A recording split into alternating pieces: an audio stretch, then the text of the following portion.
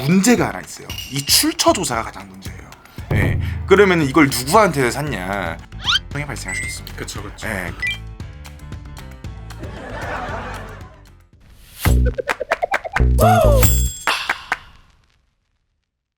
이번에 이제 개편이 됐을 수도 있었잖아요. 그쵸, 그쵸. 상속세가 다 아시겠지만 망가졌잖아요. 어떻게 생각하세요? 이 관련해가지고. 사실 이제 지금은 사실 통과를 못했다고 하지만 네. 25년 가까이 넘게 개정이 안 되다 보니까 네. 지금 당장의 세계는 네. 너무 많은 사람들이 이 세금을 부담하게 되고 이게 이런 얘기가 나왔을 때 한번 개편이 되어야 이게 네. 일사천리로 되는 건데 이게 또 흐지부지 되면 아마 이게 개편이 언제 이루어질지 모르기 때문에 결국 이 물가 수준을 어느 정도 받쳐줘야 이게 세금도 이 국민과 함께 공존할 수 있다 생각하거든요.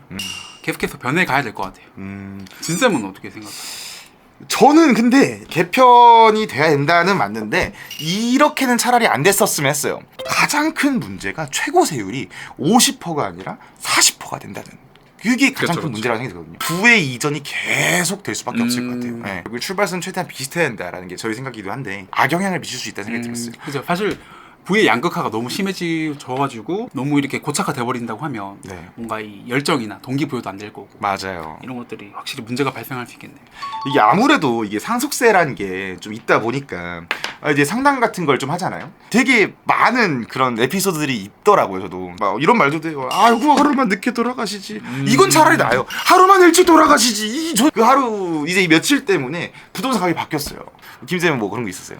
저 같은 경우는 이제 상속인분들이 너무 많으셔가지고 이게 조합이 이 조율이 안 될 때 진짜 어떤 분이 이런 의견을 내시는데 네. 이런 의견은 또 반대편에서 반대하시고 아 이게 너무 이렇게 왔다 갔다 하시니까 이걸 잘 조율하기가 진짜 힘들었던 것 같아요. 쉽지 않아요. 아무래도 이런 세금을 경험할 리가 없으니까. 맞아요. 만약에 김쌤이 10억을 갖고 계신다고 했을 때 이걸 아들에게 온전히 주고 싶어요. 온전히요. 최대한 손실 없이 주고 싶어요. 그러면 혹시 어떻게 해주실 생각이신지?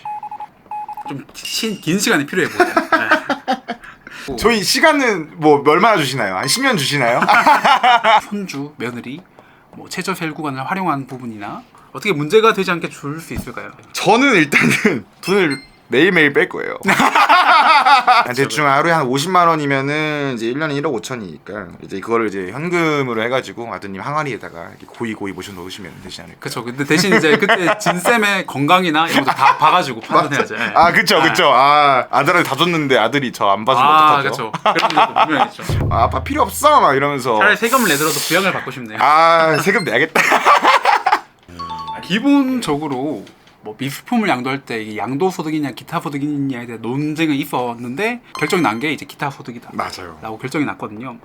세금이 없다는 건 이제 거짓이고 실물 재산을 파악하기가 좀 힘들잖아요. 맞아요. 세금 신고할 때 맞아요. 실제로 실사가 나오는 것도 아니고. 맞아요. 사실 이 그림이라는 게 말도 안 되는 거예요. 예를 들어서 뭐 1억 정도에 팔았다. 그러면 제가 얼마를 샀는지 상관없이 의제필요 경비를 해가지고 그렇죠. 8, 90%를 썼다고 보는 거예요. 잘 씻은 세금이 그렇죠. 돼버리는 거예요. 세탁이 잘 된. 그래서 세탁이 잘 된 게 돼버리는 거예요. 제가 말한 거 아닙니다. 특히 뭐 국내에 생존하고 계신 작가님의 작품은 이제 비과세 맞아요. 보니까 사실 이제 그림이라고 하는 게 투자로서의 가치도 분명히 있기 때문에 맞아요. 이런 것들이 시간이 지날수록 가치가 올라가는 경우가 많잖아요. 맞아요. 그러다 보니까 뭐 이런 것들도 하나의 뭐 징여나 상속의 방법으로 활용되기도 하죠. 문제가 하나 있어요. 이 출처 조사가 가장 문제예요. 예. 그러면 이걸 누구한테 샀냐? 그림 같은 경우에도 갑자기 10억에 팔았다고 하면은 징역 추정이 발생할 수도 있습니다. 그렇죠. 예. 아니면 소득을 누락했다던가. 그렇죠. 이런 문제가 발생할 수 있기 때문에 그렇게 해서 걸려가지고 오히려 추징 맞을 수도 있고. 오늘은 이제 상속에 관해서 알아봤는데요. 뭐 진쌤은 어떠셨어요?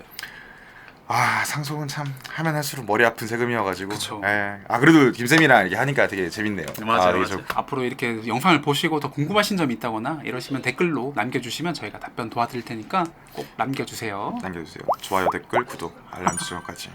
지금까지 딸각세무 진인구 김태규 세무사였습니다. 감사합니다. 감사합니다.